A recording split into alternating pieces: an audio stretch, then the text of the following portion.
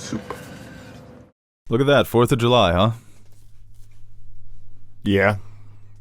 It's weird because people were letting off fireworks last night. All weekend. On July 3rd. Why is that? Since it's on a Sunday and Monday, and then people have to work Tuesday, like Sunday was the parties. But it's annoying. Like, it's a weird day to fall on. Sunday I'll give you, Monday I'll give you. Don't fireworks on Friday. Come on. Yeah, somebody pointed out that 2020 it was just fireworks all summer. Every day was just 4th of July. Nobody had anything to do. Yeah. I mean, fireworks are, like, pretty cool if you think about it. It's nice. Fuck fireworks. No, the show's not worth it. Unless you're at, like, a place, like a baseball game, and they let off fireworks. Disney, right. Yeah. That's fine. But don't put it in the middle of the street. Chairs on the lawn. I mean, that's very typical Long Island, but... It's like... I'm driving down the block, and they're fucking sweeping up the fireworks from last night. when I'm driving, and I see fireworks in the sky. That's always nice. Right, yeah. I just don't want to be near it, you know? Yeah. See, fireworks are a weird thing because you can spend a lot of money on them and have, like, your own show, but, you know, your neighbors, they just get free shows. You know, you're kind of just doing it for everybody at that point. Yeah. We're here podcasting on the 4th. Yeah, I'm glad that we opened our podcast with a nice talk about fireworks. Sure, no one's ever heard this type of conversation before.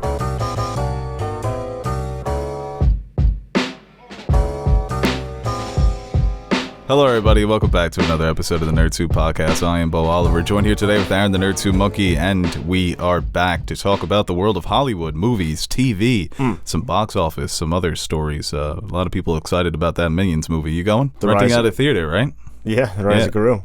Wouldn't miss it. Yeah, and you can listen to the podcast, obviously, Apple Podcasts, Spotify, Google Podcasts, Amazon Music, and, of course, on YouTube. And make sure you subscribe to our podcast channel, where eventually we will start uploading these podcasts to the channel. I think we've got 1.6 million subscribers, which is crazy. Yeah. Wow, even more than the main channel. We should probably start uploading there, you know? Yeah. Yeah, utilize that. It's big stuff. And follow us on social media at Nerd Soup, Bo Soup, Nerd Soup, Monkey. Instagram, Twitter. That's it. 4chan. That's just Teddy. Yeah. I've made that joke before. Recycling jokes. I always forget. It's a holiday. When you sometimes I have a tweet and I'm like, did I ever say this? I don't have a good memory.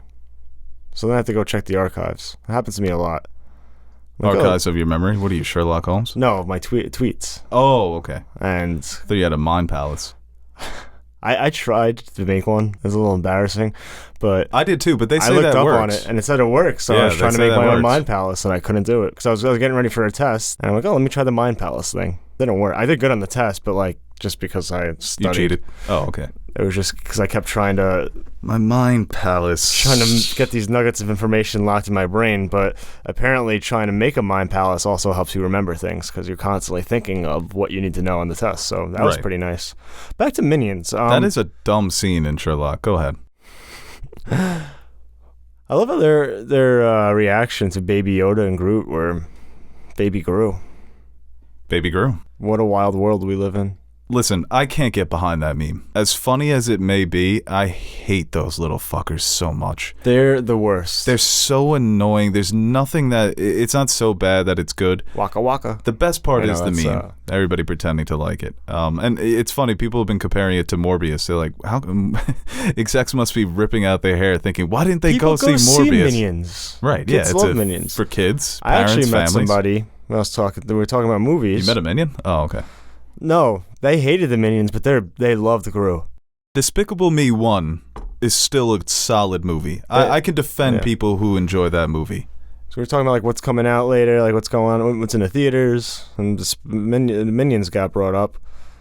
Has that person seen Top Gun? Because I'd love to get them on, get another. Yeah, she did, but she loved. She's She came. She's a Gru person. I don't know. Some people like the Minions, some people like the Grus. It's funny because you're hiding your eyes behind the filter, so you're just a face to me. Just eyebrows and no mouth movement. Come on, I'm short. Well, you were hunching over a little bit. Fix your posture. You know who's got great posture? Before we get into the topics, Adam Scott in Severance. I can't get over his posture sitting at that desk. Posture does a lot. I tried to work on my posture. It's better. I have good posture now when I want to be. When I'm sitting, it's just who knows. But I remember when I was trying to like work on it, I was sitting and I was postured up, like, really nice. Mm-hmm. And someone was like, oh, you have good posture. I'm like, thanks. It was like, it's not a compliment you get often. When you do, you're kind of like, I like that. I never get that compliment. I have terrible posture. But I was actively trying to make my posture normal. I am destroying my neck. Yeah, it doesn't count. It's like when you're flexing, like, oh, you're pretty ripped. Yeah. That's what. Or suck it in, I always go, like, into the gym, the men's locker room, just a bunch of guys just flexing in the mirror. And that's cool and everything, but I'm also just trying to use the sink. You're also like, I am also trying to flex in the mirror. Please move over. No, I save that for when I'm all the spots. Save that for me before the shower. I have to give a quick little. That's nice. But I don't get it because obviously after the gym, like you're all like pumped up and everything, you're flexing. It's not how you're gonna look like when you're going about your business. So it's fun to imagine that though. Let them have their fun. No, I do, and Let people dream. I support my kings flexing in the mirror, but also I gotta wash my hands. I watched a movie this weekend. One of the lines that stuck with me, only the dreamers move mountains. All right, first topic here. We're talking Game of Thrones sequel series. This was big news a couple weeks ago when we talked about it on the podcast. I think most people were excited about this news. Others were a bit weary. After season 8, everything that is announced involving Game of Thrones is going to be met with some hesitation. But this story, the reaction was more mixed. Because it was revealed that George R.R. Martin is not only involved in the series, but that it was pitched to him by Kit Harrington's team.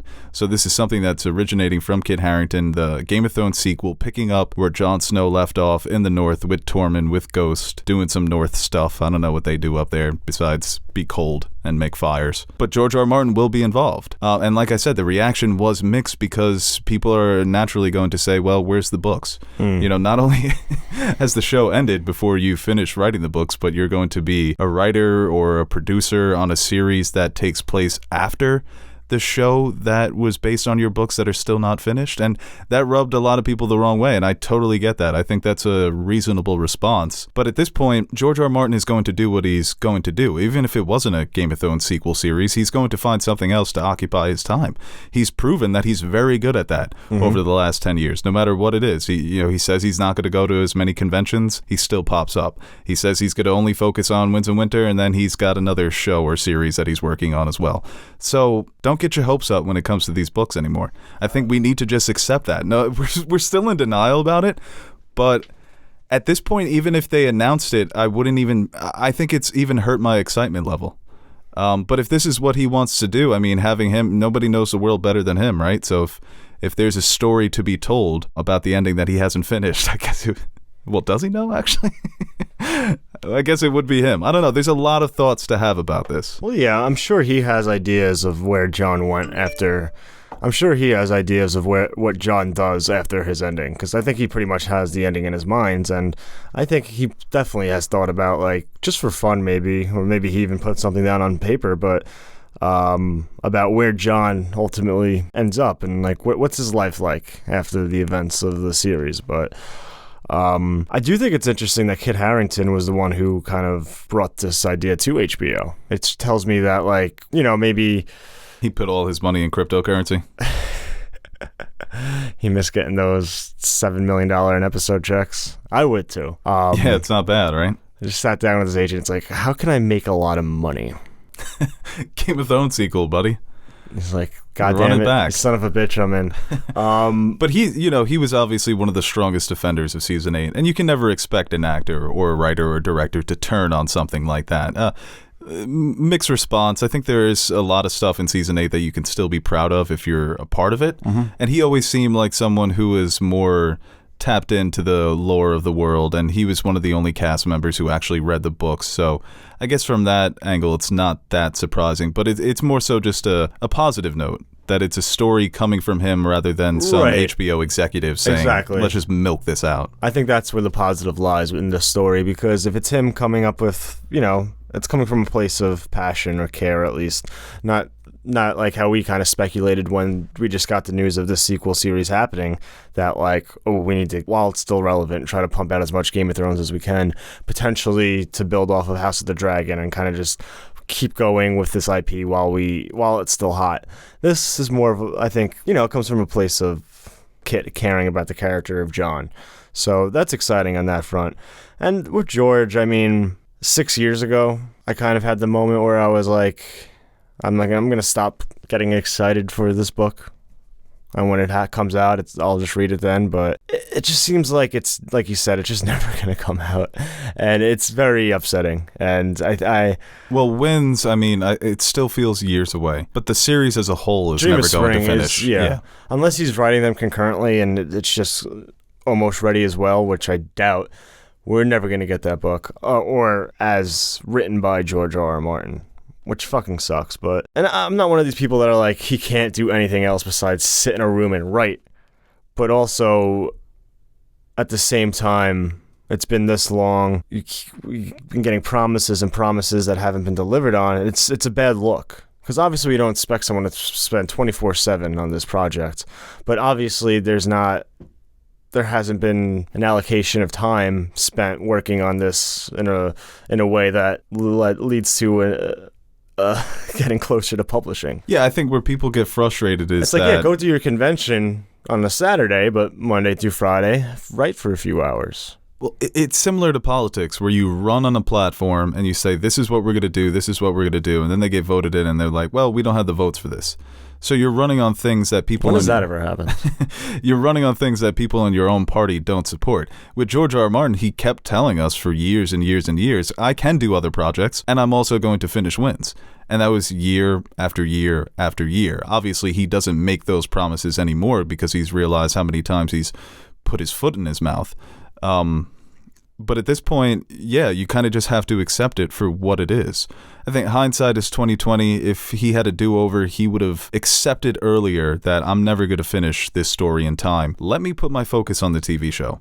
Let me make sure D&D at least get this right as much as it can possibly be in terms of what I envision to be the ending of my novels. Right, and I think when you think back to like why his involvement was less in the show was to focus on Winds of Winter, and here we are all these years later and it's still not even out. But dude, also writing Fire and Blood, once again, you can't tell him what to do with his time, but is that really that important? It feels like a book that should come after you finish the main books. Yeah.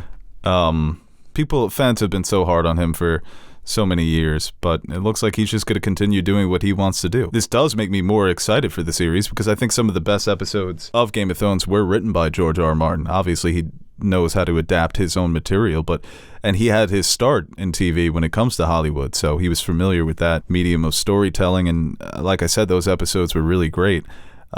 He's supposed to be involved in the House of the Dragon series. He's involved in a couple of these other spin-off shows.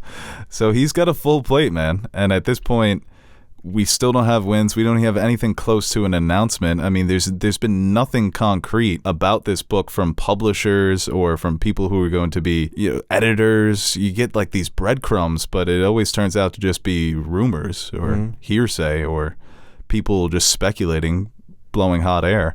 And when it comes to his blog posts, it's the same as usual. Yeah, I worked on a couple of chapters today. I struggled a bit, and then I didn't struggle, and that doesn't do anything for me.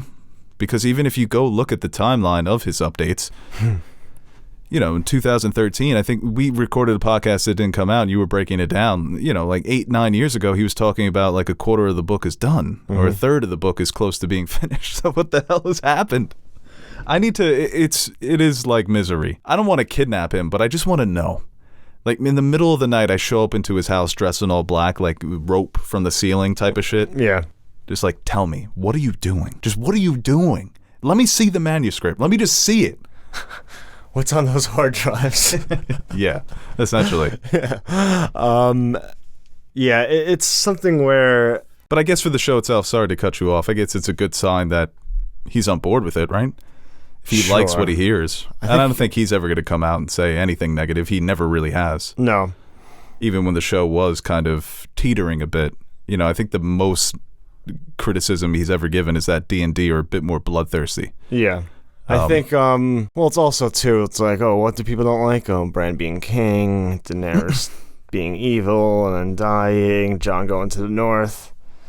Yeah, He's definitely that's not. what I have. Well, he's also going to... That's the problem, right? He's going to dedicate probably way more time to Daenerys being evil. Maybe that's what he's struggling with, right? It's how do you bring that home? Because The Bells should have been... As a standalone episode, The Bells is incredible. if you had another season or 2 seasons of Daenerys making that turn, and there's obviously a lot of evidence that suggests that she was going to become the Mad Queen, but man, that would have been such a devastating moment in television history, and half the audience would have hated it for good reasons though. It wouldn't have been, oh, we hate this because there was no development. It's like, oh, we love Daenerys, why would you do this? And I think people like us would have been like, ha ha ha, yeah, this is the subversion, this is what he's been cooking up and setting up about the hero's journey. But damn, it just kind of sucks. It's something that, and we're not going to be done talking about this, especially with all these new shows coming out. It's going to be on our minds. What could have been, alternate histories and stuff like that, making ourselves miserable. Yeah, it's weird too now because you see like in other mainstream franchises, like Wanda had a kind of similar turn as Daenerys, as a character that's beloved, that had something happen to her and became blinded by it, and obviously some people consider Wanda a villain. That's their opinion. I don't think she is, but oh no, she is. No. She straight up murdered a man and widowed his his wife. It's an alternate universe. It's barely even people. Wow. He doesn't exist. She hates that fan casting.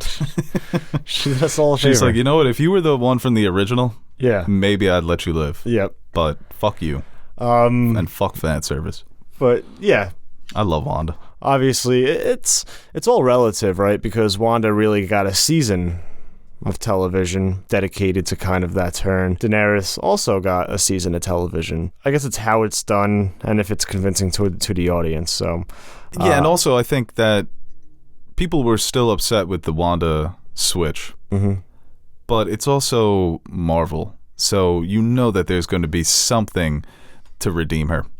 There's going to be some moment where she becomes a hero once again, back with the good guys, because she's too valuable as a character these days. They have to take that into account. A Wanda the Scarlet Witch movie would do numbers at the box office, dude. She's become such an icon. She's become the Joker for women. You're going to see it at Comic-Con. That's Cruella. Cruella, right. But you're already seeing it at Comic-Cons and during Halloween, the amount of fans who dress up as Wanda, the amount of people who love Wanda, stan Twitter, So she's such a big character, you can't keep her evil forever. With Daenerys, it was more permanent. This is the end, she's fucking dead now. But hey, maybe they bring her back, right? Oh my god, she's fucking dead. Oh my god, she's fucking dead. Yeah, so back to how did we even get on Wanda? Talking about the turn. Yeah, I mean, we can move on to the next story here. Just write faster. Okay, yeah. George, you know what? You write faster, and I hope the show is good. Let's move on to U.S. weekend box office. So, as we mentioned at the top of the podcast, Minions: The Rise of Gru. A lot of people have been going out to see that. A lot of families, a lot of college-aged men in packs wearing suits going to see this movie, so did pretty good at the box office. $108 million over the weekend, the holiday weekend. Number 2, I mean, man, this movie just keeps chugging along. Top Gun Maverick made another $25 million. I listened to a radio ad on the way here, and it was for Top Gun Maverick. And still hasn't convinced you to go see it? And it was like, it said one of the greatest movies of all time, Top Gun Maverick. Why are you laughing? I wasn't like expecting that. That's good marketing, right? It is. Best coffee. It's like an elf. Best coffee in the world. My favorite are the terrible movies. The biggest movie in the world. Morbius is now number 1. The number 1 movie. Number 1 movie in America. Technically, it was. Yeah. For a weekend. So. Can you go see Top Gun, man? I know. Can you take Teddy and Nash? Be a nice bro movie. Why? Why'd you just dismiss that idea? I have to go by myself. I'm trying to get Teddy to watch the Mission Impossibles, so I send him the behind-the-scenes bit about the new stunts Tom Cruise is going to do in Mission Impossible 7. Typical Teddy, he responds with 5 paragraphs about how Tom Cruise should be paid more than other actors because he does his own stunts, and you hear it all the time, the criticism of actors because they don't do their own stunts. And I'm like, bro, just watch the fucking movies. All I'm trying to do is get you to watch the movies. Up his alley. No, you know how Teddy is. He moves on Teddy time. I don't hate it is a franchise I think has gotten increasingly better, but the first one's still like a classic. Oh, yeah. I mean, especially of the era. Mm-hmm. It feels like such a 90s spy movie. 2 is okay. Tandy Newton in that, by the way. 2 is bad. People don't want to say it because it kind of brings down the... Yeah. Yeah, I mean, Tandy Newton. 3... okay as well, but I think Philip Seymour Hoffman's very good in it. Oh, yeah. I mean, he may be the best. It's not the best movie, but his performance as the villain might be the best Mission Impossible villain. And 4 is when I think it starts to... And 4 is the Renner one, right? Yeah, it is. So that's when they start, getting a little Didn't bit he better. die? He died, right? Or they just got rid of him? I'm not sure. Well, number 3 was Elvis with 18 million. I was going to go 19 million. I was about to see Elvis, but it was 9 o'clock. I'm like, this movie's 3 fucking hours. I might go today, depending on how much work I get done. Yeah, that's when I have to go at like 2 o'clock. Yeah, domestically it's at 67 million, and worldwide 113 million. So it's over its budget, and we'll see where that ends up. Jurassic World Dominion made another 15 million, and that's sitting on 828 million worldwide. Stop seeing those movies, people. Jesus I refuse to see that movie. I did see it, actually. I might see it like in a couple weeks, but... What are you visiting a family or something? You got like little nephews coming to town or something like that? No, little just brother. like... Why are you seeing it in a couple of weeks? I have to see it eventually, but I'm not going to see it before I see Elvis and Top Gun. Okay. But and the Black Phone. And then Thor's coming out next week too. I'm excited for Thor. We're both going to be away for Thor. I don't know what I'm going to do. Yeah. You have to send Nash and Teddy on that one. Well, I'm going to be in fucking Greece, so I don't know if I'm going to be able to go to the movie theater. And do they speak English? Oh, I think they have movie theaters in English. Yeah. Okay.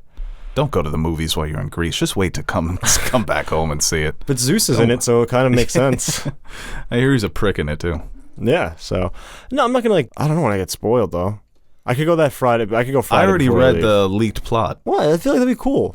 Hanging with the Grecians, watching some Thor. Bro, just go see the sights, man.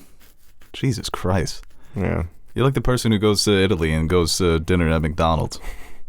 I want to try the foreign things that I know. Like McDonald's. Okay. See how they differ.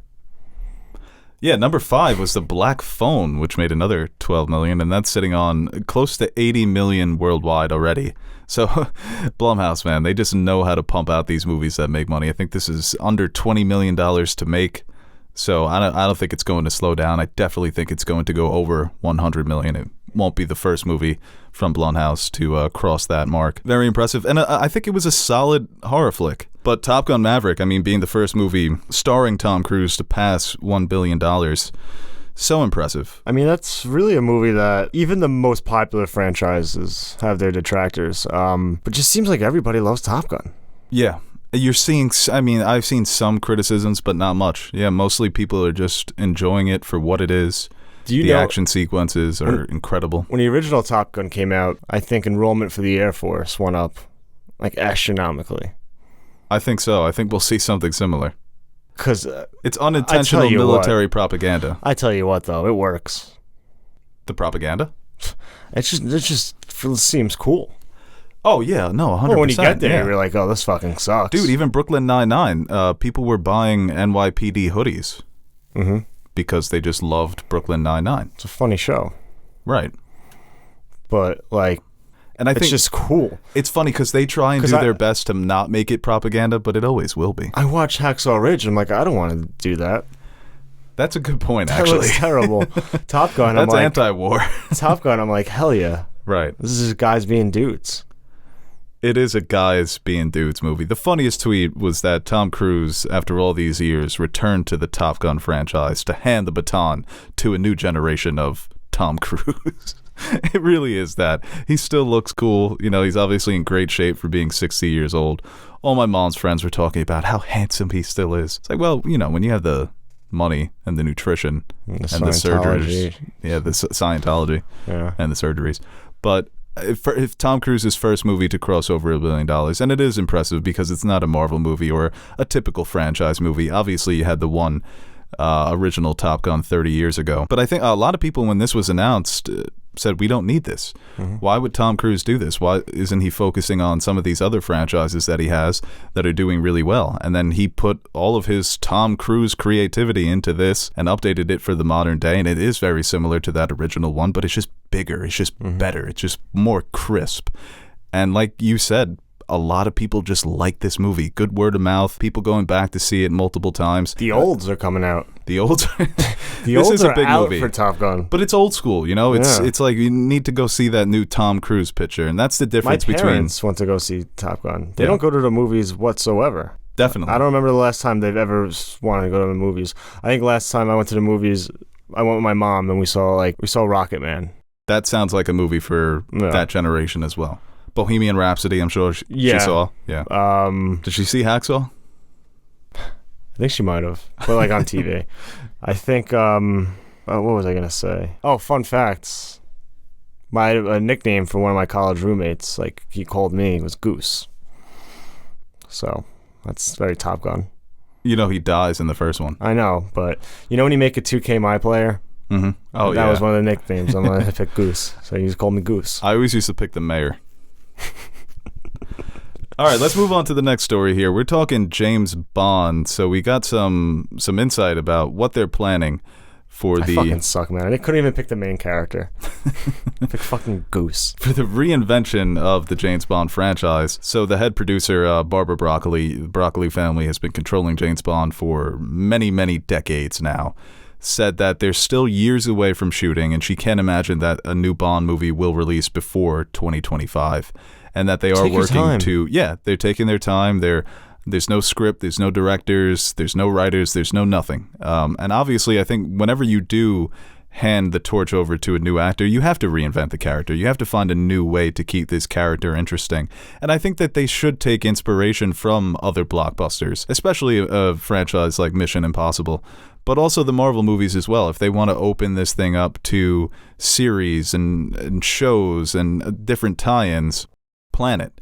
Don't go headfirst into it like DC did, where you're just throwing shit at the wall and hoping it sticks. And I think that the Broccoli family and obviously the producers of James Bond, now moving over to Amazon, have shown patience, and they've shown a true commitment to getting the best out of this franchise. Not all the movies are always great. They hit or miss. But for the most part, they are good. I think 2025 is still a little soon, don't you think? Yeah, it does. I mean, I guess last year was No Time to Die, right? So 4-year turnaround, it does feel quick. Yeah. I mean, they've had such great success financially with these last 3, so I can understand why there may be a bit more pep in their step. And it's always back out there. It's always gets the buzz going on picking a new Bond alone. Yeah, I think like 2028. And the thing is, too, everyone now has in their head 2028. Like, ooh, he should be Bond. Zion will be at Nick by then. I know. I hope I'm alive. So, what was I saying? Oh, yeah. New Bond.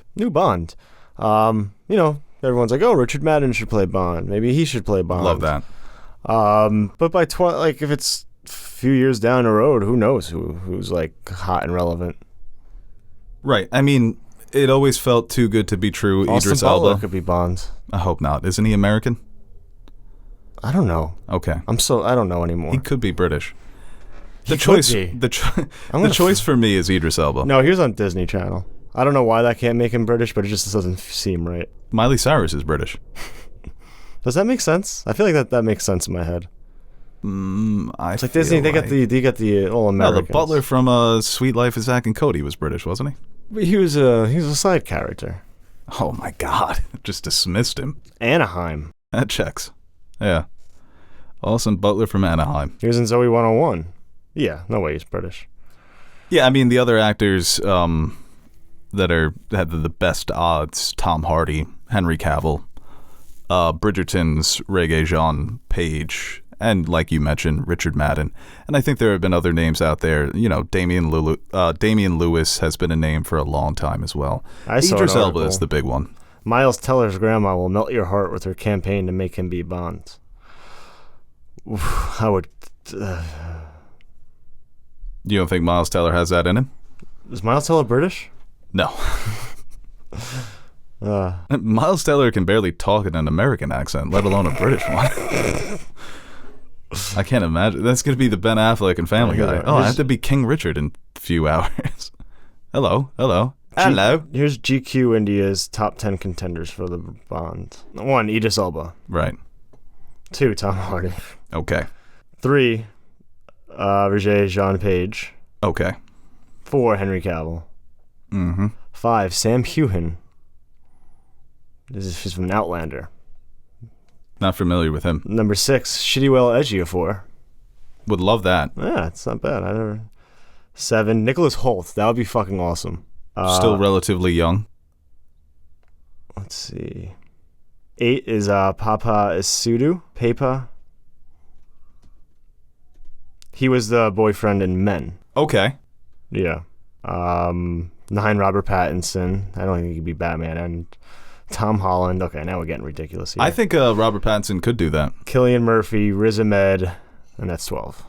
Idris Elba is closing in on 50. Still doesn't matter to me. I think he's still got it. When you look at that man on screen, he's still got all the charisma, all the charm, all the handsomeness of a leading man. And he's proven that he can play a character like Bond. He would be so good, man. Dressing him up in those fresh-ass suits. The physicality he would bring to that role, carrying over that from Craig, because Craig's Bond was just so gritty. You know, it wasn't about outsmarting your opponents. It was about stuffing them in a fucking locker and then saying, I could have probably gotten some information out of that guy. I shouldn't have killed him. You know, canonically, Bond is 5'6". In the novels? No, I just made that up. That would be pretty fun. Well, in the novels, I haven't read any of them, but I know he's supposed to be this unassuming, unattractive type of blunt weapon. So obviously in Hollywood, they completely reinvented that. First Bond, Sean Connery. First off, ill. Second, Ew. we're just going to scratch all this. That's why I've always wanted like a real Bond movie that wasn't a Bond movie. You know, you get someone like, I don't know, I'm trying to think of an actor. Miles Teller. Well, Miles Teller's still too handsome. You know, a guy who's just an average-looking guy, but ripped. You know, like he's the fixer. You send him in. You send in Bond when you need a trigger pulled. You know, that type of guy. That's never going to go in. But I think that Craig, even though Craig's a good-looking man, but he had a lot of that to him, where he wasn't 6'2". You know, he's 5'9", 5'10", average height. He wasn't, you know, the most charming, but there was still charm there to him. And like I said, he was just so brutal with the way he would fight and take on his enemies. So Idris Elba, you get the best of both worlds. You know, you go back to the traditional tall, handsome, suave, but he's going to beat the fucking shit out of people as well. And I've heard people suggest Henry Golding, Crazy Rich Asians, The Gentleman. I think he'd be good too, man. He's got a lot of charisma to him. I could see him as Bond. Can you envision them in the suit? Tom Holland would be a fucking disaster. Yeah. Even Tom Hardy. I don't get Tom Hardy. He doesn't strike me as Bond. He strikes me as the guy you said, the guy, you know, the unassuming guy who comes in, like him, like that Jason Statham type. But I don't think that's Bond necessarily. Henry Golding, like, that's Bond. Yeah. Yeah. That's a out of all the people on this list, and I think Regé Jean people like from him. Bridgerton. Yeah, he's got a lot of that sort of old school, classy suaveness to him, you know, like the 60s and 70s Bond. Maybe they go back to the Roger Moore movies where he's just a horny devil. You know, it's just fun-loving Austin Powers type. Yeah, I mean, Bond's got to fuck. They're getting away from that. They don't like Bond fucking anymore. I mean... He's fucked enough, huh? No. Not for Bond. All right, let's move on to the last story here. We have news about Dune Part 2 sets production for later this year. That'd actually be pretty dope, actually. If he was just like, nah, I don't have sex anymore. Had too much. I'm asexual now. Buddy. Just focus on the grind. Yeah, it doesn't even register for me anymore. Wow, that guy's cool. It's like when Will Smith was said he had so much sex he was throwing up. That's going to be Bond. Yeah, so Dune Part 2 will apparently begin production July 21st. Recently, the release date was pushed back a single month from October 20th, 2023 to November 17th, 2023. And we also had news about a new casting. Léa Seydoux will be playing Lady Margot, who is another member of the Bene Gesserit, who is married to one of the advisors of Emperor Shaddam. We talked about Christopher Walken being cast as Emperor Shaddam, and obviously Florence Pugh as Princess Irulan, his daughter. But Léa Seydoux, I mean, she's just one of those. She's not a household name. She's not an A-lister, but she's great in everything. Why are you laughing? I'm just thinking in my head of Austin Butler still doing his Elvis accent to film Dune. Gotta get the spice. We need to torture the Freemen. They mean nothing to us. They mean everything to us. Has everything to do with us. Oh, Paul Atreides. Paul Atreides. He's good, man. I like Austin Butler. Yeah, because people were like, I'm excited for Elvis because he was still doing his Elvis accent in interviews. And he's like, well, fuck off. Now I don't like him anymore. What do you mean? That's so annoying. No. I don't think he was doing it on purpose. Okay. I think like just some things for staying in character like just stuck. And I guess certain inflections stuck a little. I could see that, actually. So, I like him again. Like, Christian Bale did all of his right. American interviews in American accents for Batman, which I respect. Respect America. If you're gonna play Batman, don't flaunt your Britishness in our face. Especially his American accent was so good that he was straight up convincing people, "Oh, this guy's just American." Every time for years. He does a thing, like in a award speech, everyone's like, "He's British." He's actually Welsh. So, is he really? I don't know. I think so. He speaks with a pretty British accent. There's no way that's Welsh. It's the same thing, I think. I don't get the United Kingdom. It confuses me. Anthony Hopkins is Welsh. Okay. Yeah, it's a bit more velvety. Garrett Bale's Welsh, right? Yes, he is. Mm-hmm. Yeah. Look at me. That bum never wins any. Well, Britain never wins cups anyway, so it doesn't matter. But look at me. I don't get the United Kingdom. Then you knew one guy was Welsh, and all of a sudden you're a historian. No, there's a. Let me tell you about the War of Roses, which I only specifically know about because of the Red Wedding. So yeah, but I was surprised to see. I don't know why it caught me by surprise because I feel like I've read this information before, but 2023, man, that's right around the fucking corner. I mean, this time next year, it's gonna be Dune Part 2 fever. Oh man, I can't wait. And that movie's gonna be. It's lost steam a little. Well, that happens. Yeah. I think even movies like, or even it happens to shows a lot where it comes out and makes a splash. It wasn't that big of a hit. But I think it was big enough to satisfy all the fans who were afraid that there won't be a sequel or it's going to bomb. It's going to be a catastrophe. So making your 400, 500 million, that's solid. I hope they do a re-release. I think a re-release would be nice. Again. But Part 2, I mean, we'll see if more people watched it at home, watched it on HBO Max, heard the word of mouth, you need to check out this movie, and even more people come out for Part 2, and it makes maybe 600, 700 million. You can dream 800 million.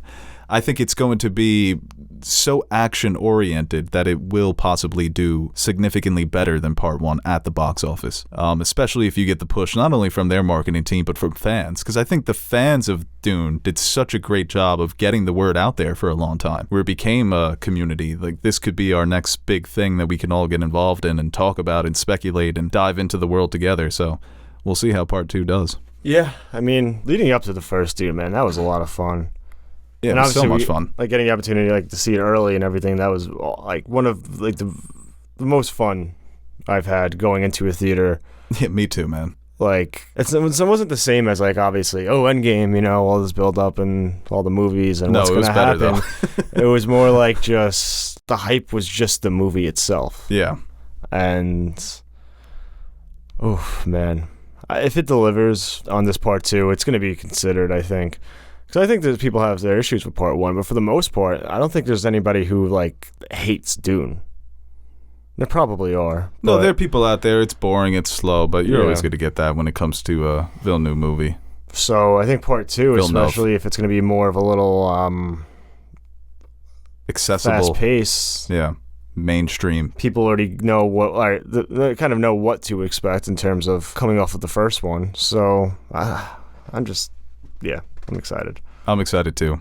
All right, well, before we move on to fan questions, I want to give a quick shout out to our sponsor for this podcast, and that would be Storyblocks. Right now, you can click the link in our description box below, and this is a good opportunity for anyone who's interested in content creation, whether you're making videos on YouTube or if you're making videos for your small business. Storyblocks is dedicated to making it easier for independent creators to bring their stories to life without sacrificing the quality of your video due to time, budget, or resources. This is what makes Storyblocks so great. With one of their affordable subscriptions, you will receive unlimited downloads for all of the content in the Storyblocks library. They have stuff like templates for softwares like After Effects, or things that you can use in all the major Adobe products, stock images, graphic designs, background footage. They also have royalty-free music, so you can give your video some cinematic flair, or if you want something to serve as background music while you're narrating. The options in their library feel like they're unlimited. They have a very easy search bar that you can just type in specifically what you're looking for, and they give you dozens and dozens of options. And the Storyblocks library is royalty-free, so all of the things that you download when you're a member of Storyblocks are yours to use as many times as you like. So consider signing up to Storyblocks with one of their affordable subscriptions by clicking the link in our description box below. Alright, now let's move on to fan questions. Let's hear that music.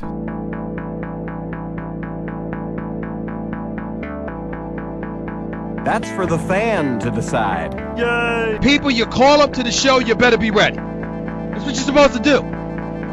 Sitting there arguing and you're trying to spell your name and all of this other stuff. It's not your show, it's my show. I'm giving you the opportunity to speak your mind. Don't call up here unless you got something to say.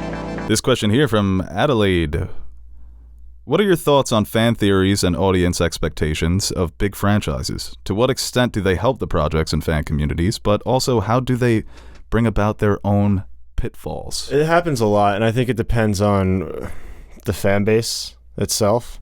Fan theories are fun. I engage, I speculate, I look up things, and it's fun to read, and I think there's nothing wrong with, like, you know, trying to connect some dots and kind of be like, oh, this nugget of information that I saw in one movie, you know, led me to maybe connect some other dots, and now this is going to happen in this movie. That's fun and all, but if it doesn't happen, that's where I think the issues stem from, because then people are upset when their fan theories either don't come true or whatever we see is such a divergence from what we thought was going to happen that we just hate it on that basis alone. And that's annoying. I think obviously with Star Wars, Game of Thrones, Marvel is where you see like the most of this. And as long as people are having fun with it, then I have no problem. But it's when, you know, my theory doesn't come true, so this is garbage. That's when it becomes like a little toxic. Yeah, and I think that's always been a part of movies and anticipation of movies, what it's going to be, what I think it's going to be. And sometimes if your expectations aren't met, not only from quality standpoint, but just from a storytelling standpoint, people can be frustrated with that. I think the internet, YouTube, all of these fan communities online have amplified those people who get upset when their certain ideas don't come true. And a lot of people are making money off of fan theories and predictions and speculation. So it comes down to, I want to defend these predictions and theories that I made because my reputation's on the line. Well, like, we made theory videos before, and obviously Ray Palpatine, pretty sick. You know, we've made things that didn't come true necessarily, and I just had fun talking about them. They don't have to come true for it to be. And if they don't come true, sure as hell don't want people to be like, oh, you losers, your theory didn't come true. Well, that's why it was a fan theory. We're just having fun with it. Yeah, I mean, I've never taken that personally. Except for Ray Palpatine, you predicted that, and that's fucking dope, and everyone should recognize that. Yeah, go watch that video. Yeah, it just depends. Like, and I think it's also skewed people's expectations, so that kind of sucks. I saw one review for Doctor Strange before it came out. If you're expecting like all these crazy cameos, you're gonna be disappointed. I mean, since then you see the movie, Captain Carter, fucking Mr. Fantastic, what? Black Bolt. No way. Patrick Stewart. Huh? That's not crazy. Like, for me, that's kind of pretty nutty. They should have hit that in the trailer. Yeah. That was a misstep. But, like, how has that not become crazy cameo? Like, that's the standard now? Like, where that's, like, you know, lower your expectations on cameos? I thought there was too many.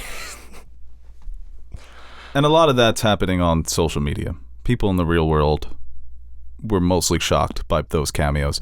Or for a lot of people, it was, who the hell is Black Bolt? I recognize the bald guy from X-Men. These other people, I have no idea who they are.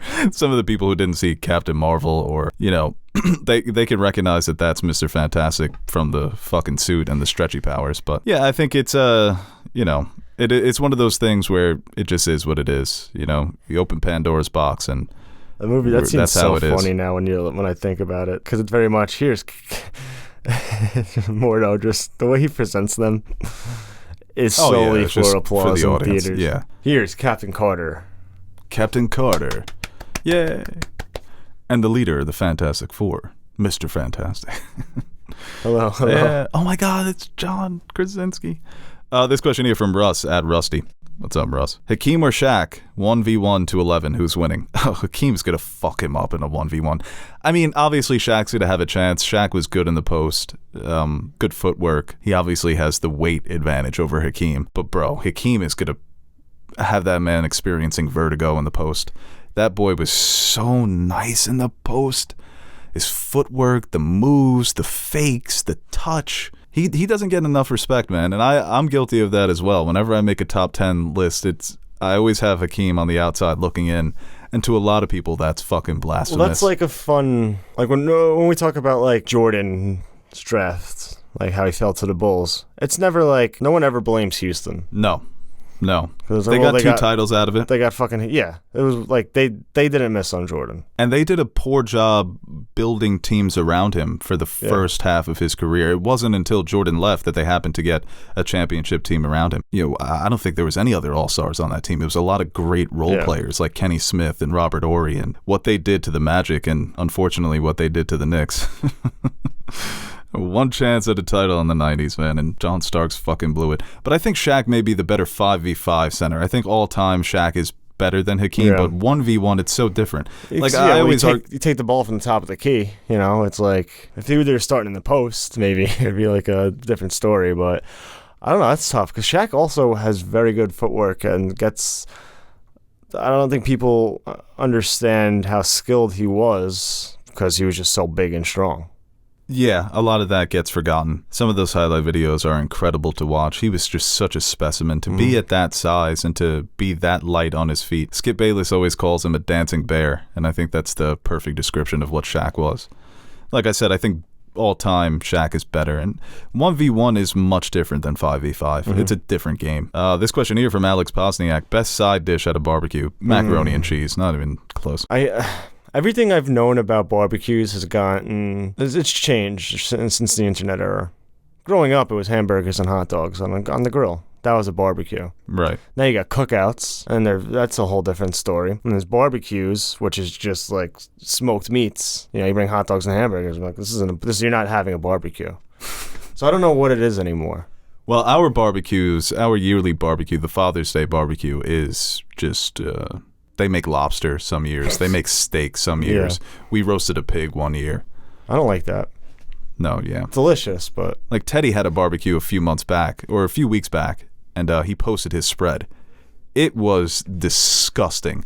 The driest mac and cheese, the worst-looking hot dogs, the worst-looking burgers, chips that he got from the store as sides. And he was posting... Like, he did the whole, pan the camera and show off the spread. Yeah. I left it alone. I didn't want to argue with him. I want to get into like smoking meats and stuff. So I always see it on like TikTok and I'm like, that looks delicious. But, you know, the easy way is just the hot dogs and hamburgers. I think a lot of people unfairly shit on potato and macaroni salad. Yeah, I think like those are both delicious side options. Mac and cheese, it's just on another level. If we're talking like barbecue like South type smoke houses, mac and cheese, mashed potatoes, okay, but mac and cheese is just the staple. It goes good with everything. I like how now Thanksgiving mac and cheese is becoming more of a traditional side dish, and I like that. I don't think I've had mac and cheese at Thanksgiving growing up, but recently we've been doing mac and cheese. Still not there yet, but... It's so funny. Whenever I tell people that we have rice at Thanksgiving, they're like, what? Rice at Thanksgiving? That's crazy, but we also do rice at the barbecues. I don't know if that's not a side, but... Rice? I guess it is a side. Mom makes really good rice. It is a side. But our barbecues literally have... You can get anything at our... You can get baked ziti. You can get fried chicken. The spreads at the Father's Day barbecue are just incredible. Fried chicken is probably one of the best foods ever.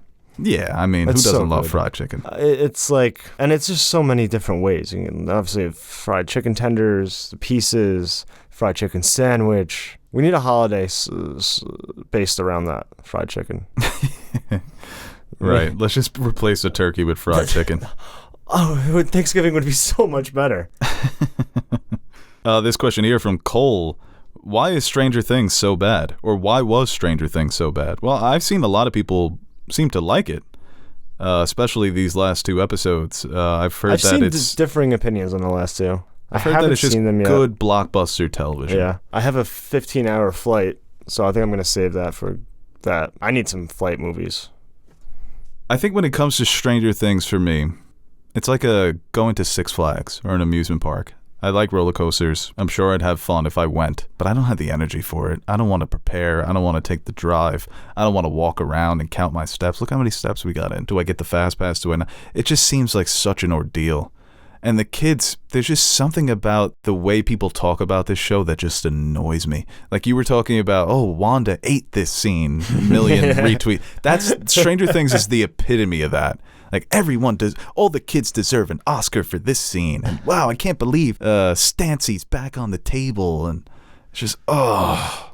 And the Stranger Things humor has always been so hit or miss, but I've heard that it's really Finn bad. Wolfhard did that. Yeah. Can you believe what they've done to the character of Mike? Yeah, it's just a picture of Finn Wolfhard. Yeah. I like Dustin. Maybe I'll watch it for Dustin. We joke around about that stuff, but it's fun to see the fan base, like, because we always talk about it, a show that kind of just dies after it comes out. So having some staying power, people enjoying it, that's all well and good. And I think this last season has been really good. I haven't watched part 2 yet, but I think it's delivered. So it's not like we're talking, what's that show Teddy watches? Supernatural. Right. It's not... Maybe it's good, but it's not like a middling show that people are overhyping to such a large extent. Because I think for the most part, it is a very good show. You're like, what's that stupid show Teddy watches that I've never watched? Yeah. We're just going to call that mid. Yeah, it seems like it is. CW, it's been running for like 15 years. Mm-hmm. I mean, it can't be good. I'm sure that there are seasons that are good, but there's no way a show runs that long and it's actually good. The only show that's ever accomplished that is probably South Park, and that's because that's all those guys do. I was contemplating turning my Twitter account into a parody account and just not telling anybody. I think I might just the most random fucking things on TV and movies. Just be like...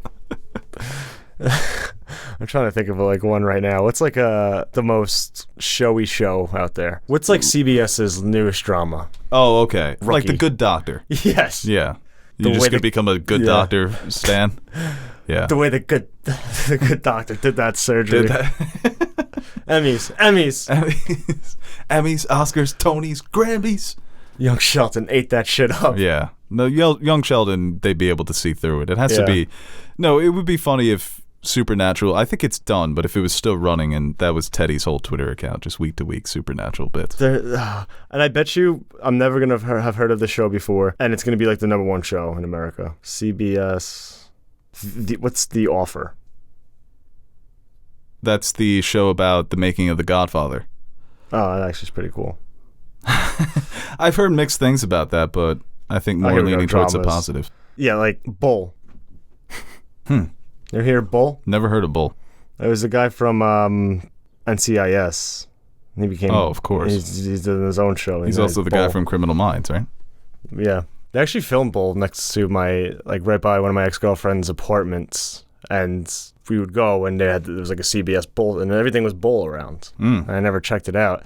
But it would always fuck up parking because this parking was reserved for Bull. So out of spite, I'll never watch that show. But I will stand it on Twitter. The way Bull sees through your bullshit. Oh, man. Yeah. All right, let's take a couple more questions here, and then we'll wrap it up. This one here from Oakley B.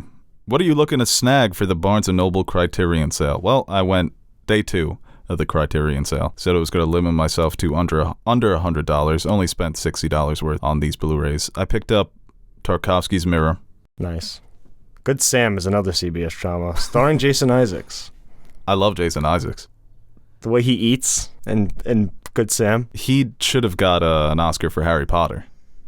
Just because he was a dick to Harry Potter, and fuck Harry Potter, right? He's a dick to everyone else. He Everyone deserved to be bullied. Everyone makes fun of Voldemort for having beef with a child. Fuck Harry. I also picked up Moonstruck, starring Cher and Nicolas Cage. Never seen that before, so I was like, I should just buy this on Criterion. And then I bought The Tragedy of Macbeth by Roman Polanski.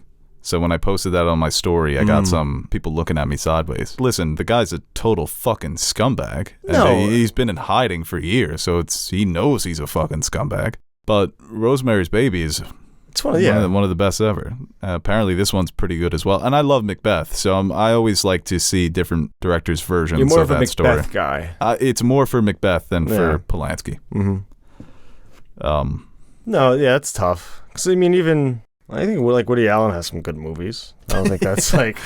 It's not, if I'm watching Midnight in Paris or Blue Jasmine, I'm not doing it for... because it's Woody Allen. I think those are good movies, and I think the cast is good and stuff. People are always so quick to blame everyday people instead of the corporations and the people in power who have been protecting these individuals for decades and who only recently started to condemn them and not work with them and ostracize them from Hollywood. So it's taken a very, very long time. They just let them make movies after movies with huge stars. I mean, how many stars co-signed Woody Allen throughout the years? That's what it was. If you're going to work with him for a 3 to 6 month shoot, promote his movies, and talk about how brilliant he is, that's a cosign. Yeah. And you can't erase that. So when I rent a Woody Allen movie or watch a Polanski movie and people are like, how can you support that? It's like, it wasn't up to me. Yeah. It's like these decisions were made a long time ago, so the ink is dry. No, it's but not. I'll let people know if it's good. This question here from the Jess Notebook. What's your favorite retro video game? For me, it's Banjo-Kazooie. Is that... When I think retro, I think like Tetris, Space Invaders, Pong. Oh, man, those Nintendo games are going on 30 years old. Yeah. You just don't want to admit it. That's crazy, man. You hold it on to your childhood. I think at this point, yeah, they're retro. But Tetris I used to love, too. I mean... Tetris is... I love some of those. I think you can include those Super Nintendo games as well. I used to love Donkey Kong on Super Nintendo. Yeah, maybe like the original Marios and... Pong. That's crazy. That's just crazy to think about. Like back in the day, it's like you want to get ran on the sticks and you're playing fucking Pong. Yeah. We've come a long way. Like, oh man, now it's 2K. It's crazy.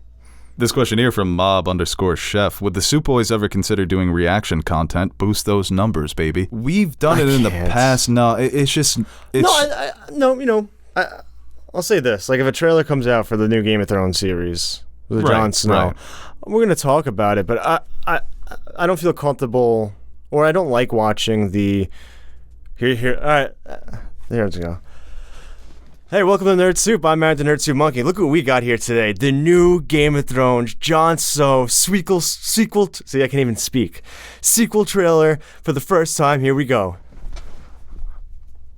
Is that Jon? Wow. Is that Jon? That's Jon Snow. Ghost! Oh, Ghost, let's go! Yeah. That's Tormund.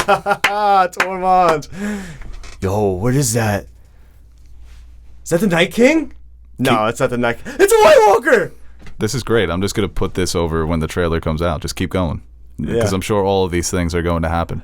I wanted to try and review Stranger Things just based on what I read off Twitter, because I felt like I could do like a 5 to 10 minute non-spoiler review that people will be satisfied with. There's a review on this channel of X-Men Apocalypse. Yeah. I didn't see the movie. And I just reviewed it based on what I thought it was going to be. Those were the old days. And for the most part, the good old days. I was keeping up. No, especially when it's non-spoiler, and if you're on Twitter and you get other people's reactions, it's very easy to do. Be like, man, all of the original cast was great this season. I think the way they've grown, the emotional maturity, I think that some of the decisions they've made with Mike are questionable. I don't know if that really works, so carrying over from season 2 Mike to season 4 Mike. Yeah. But overall, the cast was incredible. And, building up this new character, you love him, and then they kill him off. What the hell is that about? Because they do that every year. One of the scariest villains the practical of all time. effects, the voice. And Kate, I know Kate Bush is loving all this money. She's stacking it, yeah. And Sadie Sink too. What an incredible performance. Dear Billy. Dear Billy. God. Did you see? I mean, in fact, too, everyone says this is like a child show, but I mean, it proved that it is a very mature this is for show. Adults. Yeah, it's for adults. This is for adults. Vecna. This clip that and put it out. Yeah, there you go. There's Stranger Things Part 4. I hope you guys are satisfied. And Winona Ryder, I mean, just still so hot. This question here from Doolin. Last one. We'll take 2 more. Favorite scene or moments in The Sopranos? Just finished my 3rd rewatch. I love the scene in The Sopranos when Tony is explaining to Sil what Columbus Day actually means. I think that's so fucking funny. It's hilarious. The writing in that show is always so smart, but for me, that's That's my Fury favorite goes, scene. I never liked Columbus. Like, oh! Yeah, I think that there's so many great moments to pick from, and a lot of them end up being where, you know, they're talking about these serious issues, and you get some of the moments like that where it's a bit humorous and facetious. But when Christopher is like, it's like, well, he did mess up the Native Americans. They just get so. Yeah, they get so offended by They that. get so offended. They're like, God, what are you talking about, Christopher? Well, he always had this kind of new age perspective on things. Even though he was just as much of a scumbag as them, he'd be like, well... The funniest moments in Sopranos is when some of them try to be progressive. And they're still like, when they find out Vito is gay, and Tony's like, you know, maybe if you said something, you know, we could have... Which is hilarious, too, because did you see the news story about the mob band homophobia? Yes, yeah, I did. Because one of the mob boss's sons or whatever came out. Mm-hmm. I just thought of Tony Soprano being like, well, he almost kicked that off. if only Vito said something. Yeah, calling them the woke mob was pretty funny. That's actually pretty fun. Well, the mafia, I mean, obviously... That's one of the saddest moments, I think, is when Meadow sees Vito with the other man. Yeah. And he invites him to a Yankee game, and he's like, fuck, he's going to kill me because I saw him. And he stands him up, and then they cut the Vito, and he's just standing outside Yankee Stadium waiting for his friend to come see the ball game. Poor guy. I'm so upset. Yeah. I mean, a lot of the scenes with Tony and Melfi are great, too. Even, you know, in that episode, when he is talking about his views on homosexuality, I think that one of the best scenes of the show, because it just speaks to the way that the mob culture and his upbringing has made him act a certain way, but deep down, inherently, he is just a decent, normal guy. You know, so it's kind of this nature versus nurture conflict, and the show did that so well with so many of the issues they would tackle. Even I love the scene when he's talking about what happened to him when he passed out, and his cousin Tony got arrested for the job that he wasn't able to attend because he had that spat with his mother. And that's when the panic attacks first started, and he wasn't able to tell his associates in the mob, I had a fucking panic attack, that's why I missed the job. You know, you had to keep that bottled in for so many years. I mean, James Gandolfini, that lead performance, there's so many great scenes you can pick from, but I think his acting in that moment was the one that always stuck with me. How open he would get with Melfi, and then how upset he would get with Melfi, or upset with himself. You know, they're back and forth. Yeah, there's one I saw a clip of the other day, was when... He's like, you gotta get out of town. She's like, what do you mean I gotta get out of town? She's like, I have other patients who are gonna kill them, like, that are suicidal. I was like, well, how do you think they're gonna feel if you're fucking dead? There's so many great funny ones too, but when Tony's on the driveway and he's got the orange juice, I said no pulp. This has pulp. And she just throws the fucking telephone at him. That show it was just such a great family drama at times, you know, aside from all the mafia stuff and the killing, just their interactions as a family of four were great. Well, it is a great show. Yeah, it really is. Final question here. I won't put a name to it, but they say that they know that we like to steer from politics, but can you talk about Roe v. Wade? Mm-hmm. It's an important issue. So obviously, I think that was 10 days ago, right? Yeah. It's not this past Friday, the Friday before that, when that decision came down. I mean, I'll keep my points on this quick. One, I don't think it's an issue that's up for debate. So that would be my stance on it. I think being pro-choice means allowing the woman to make that decision for herself. It's between her, and then it's also the doctor gets a say because he's a doctor or she's a doctor.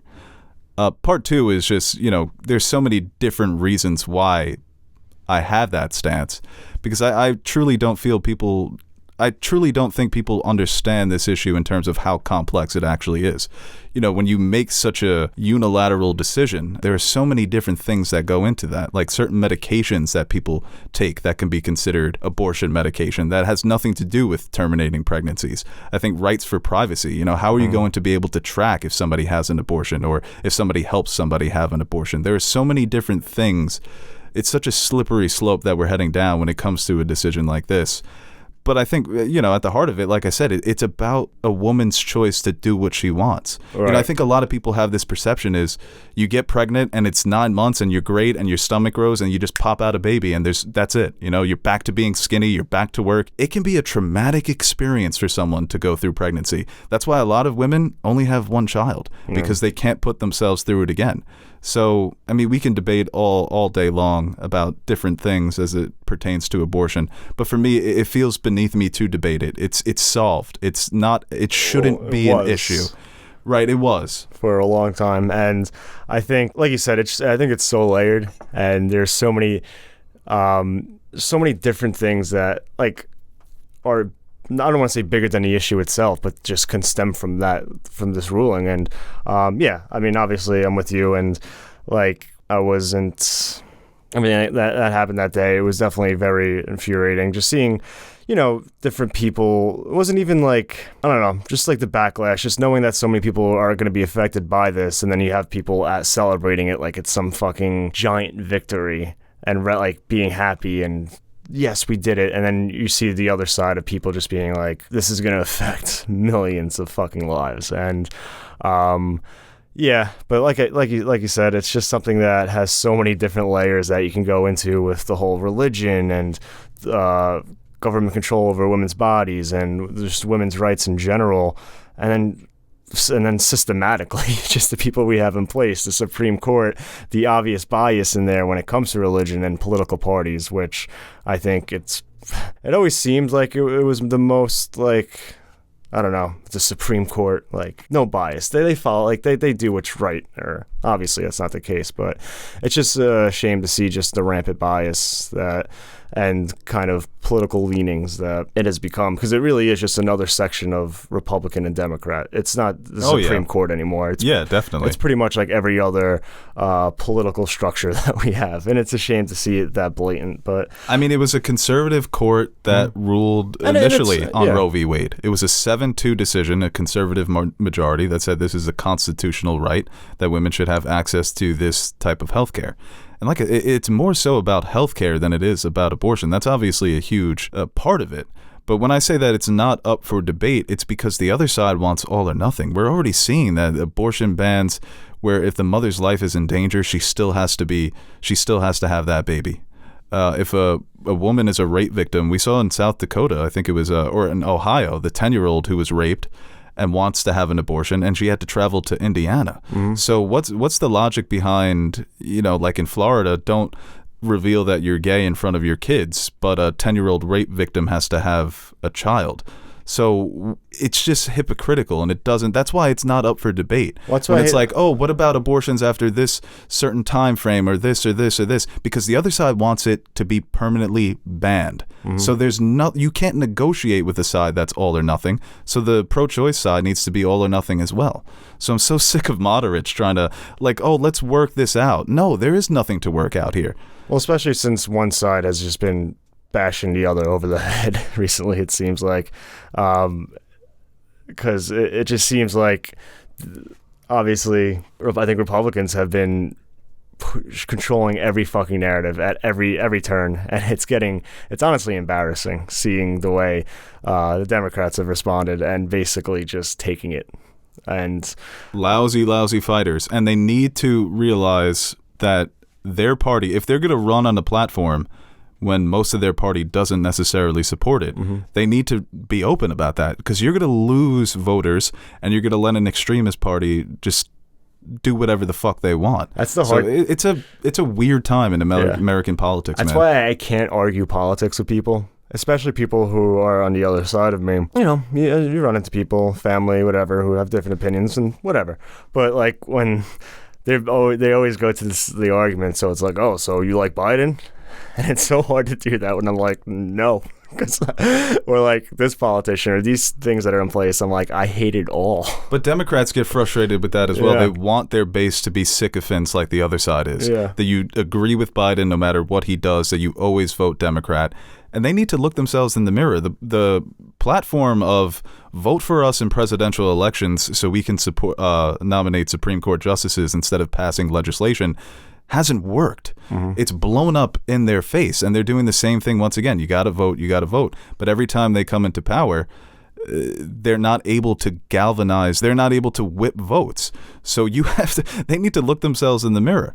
If you're a party that's dominating general elections for the last 3 decades, and yet the other side has occupied the executive branch for 12 years out of those 30 years while only winning 1 popular vote, then you're not fighting hard enough to change the system. Democrats have majority support on all of these issues. They just don't fight hard enough. It's not about convincing the friend down the block or your neighbor or somebody at the bar. That doesn't matter to me, because when you get most Americans in a room, they seem to have a consensus view on most major issues. Like I said, it's a tough time, and it sucks for all the women who are going to lose this basic fundamental right. They've been losing it for years now anyway, because abortion rights have been eroding. They've been chipping away. Well, I think and it's now dangerous too, it because feels like it's at a breaking point. especially when it's like, well, we're not, we're just leaving it up to the states.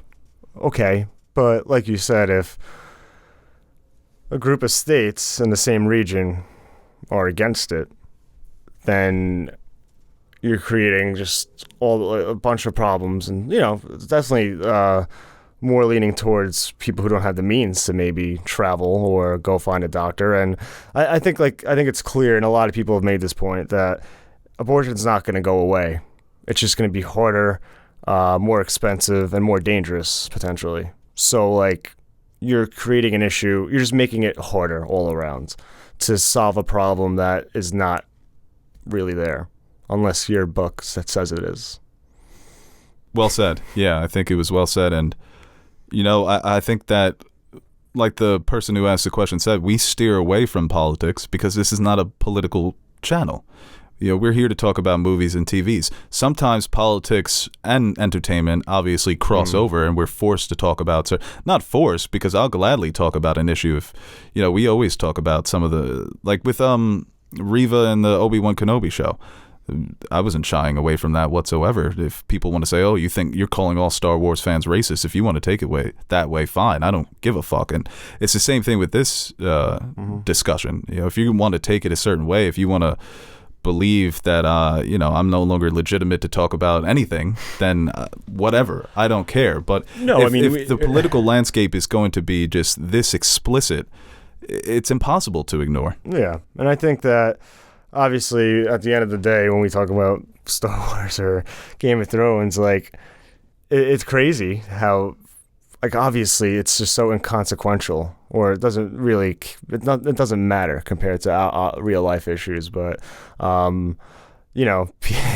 it's kind of funny that, like, people get just as worked up about that as it is actual issues that are actually happening right now. So yeah, I mean, I've had people unfollow me and tell me I'm stupid because I didn't like a movie that they liked, which has nothing to do with politics. So I think a lot of it's not with politics. They are so divisive, so naturally people are going to. At the end of the day, I don't angry. think we talk about it because it's like we don't want people to unfollow us if they knew, which I think you should know where we stand at this point. But like, it's like, no, we don't really care about that because people unfollow us because we like Marvel instead of DC. At this point it doesn't matter. So it's just like, and like you said, it's just so in our world, and they cross over so, like, at times where it's just like, on certain things that are just this big, it's like, well, you got to kind of talk about it, or it's just like the elephant in the room, or it's just so intertwined with what it is that we're talking about that, like, you can't just ignore it on certain issues. Yeah, and people will say, oh, they're doing this for brownie points. They're preaching to the choir. But, I mean, slide into my DMs if you want to have a political conversation, because I'm the same on this podcast as I am in private. I've always been like this. Yeah. So, I mean, if it was up to me, I wish we were conservatives, because, like, those get the clicks. All right, guys, that is a Nerd Soup podcast for today. Thank you so much for listening. You know how much views the woke Disney haters get? Oh yeah, those thumbnails it's all about the thumbnails. You put Mickey in the thumbnail with like the what's the iron sickle? Yeah. Right. Throwing Captain Marvel. They're coming for your kids. Throwing Captain Marvel, you can get millions of views. Captain Marvel with the Hitler mustache, all that stuff. Are you trying to envision that? You think Brie could pull that off? The mustache? All right, guys, thank you for listening. For Aaron the Nerd Soup Monkey, I am Bo Oliver. We will be back next week. Hopefully I can get Nash and Teddy on for that one, because you'll be in Greece. But I should be back. Yeah, I'm going to Miami for a little bit. Hell yeah. Want to switch? I would love to go to Greece, man. You're going to love Greece. I know. It's a nice place to go. I like history. I do like places with a lot of history. Yeah, It's a shame, though, because a lot of it is in ruins. They didn't really do a good job of upkeeping. wars. But you can and look at the stuff. ruins and say, oh man, that's cool too. I mean, it's devastating what's happened in some of the places in the Middle East. Yeah. Like there are areas in Syria where in the Uncharted games you go and visit some of those landmarks, and now they don't exist because of the Syrian civil war. And obviously what's happened in Syria is horrible, but that's just another aspect of it that's also terrible. The lack of preservation for history. Yeah, there's so much. Like, even when you talk about books and libraries and just different times in history where they just disregarded a lot of these things, where imagine if not only the architecture and all these monuments, but like actual history. Right, yeah. Written down and things like that. So Human beings are funny creatures. yeah, Bunch of crazy hairless monkeys. so Greece is like, it's one of the, when you think of One of the landmark movies of the 80s. civilizations. Right. Greece is up there. It's a naturally beautiful. We're going to some islands, so like. Yeah, you're going to Mykonos, right? No, Catalonia. Okay. And Athens, and yeah. Yeah, I'm going to SuperCon in Miami. First time in Europe. Look at that. If I have a layover in Switzerland. That counts. Have I been to Switzerland? Yeah, you've been to Switzerland. Hell yeah. Not yet, but. Both our flights are going to get canceled. Yeah, oh yeah, I'm so worried about that. That would fucking suck. All right, guys, thanks for listening. See ya. Damn, we were making some good points in that video. Hey guys, Aaron the Nerd Suit Monkey here. Before we end this video, I want to give a quick shout out to our Patreon supporters. What can I say about you guys that I haven't already said about myself? You are the most important part of the channel and the main reason we keep going strong. Like Bo says, you keep the lights on in the fridge so the fridge is full. Or something like that. So, from everyone here at Nerd Soup, I'd like to thank you guys for your continued support. If you're interested in joining the ranks of our patron supporters, head over to patreon.com/nerdsoup and check out the rewards we offer to our patrons.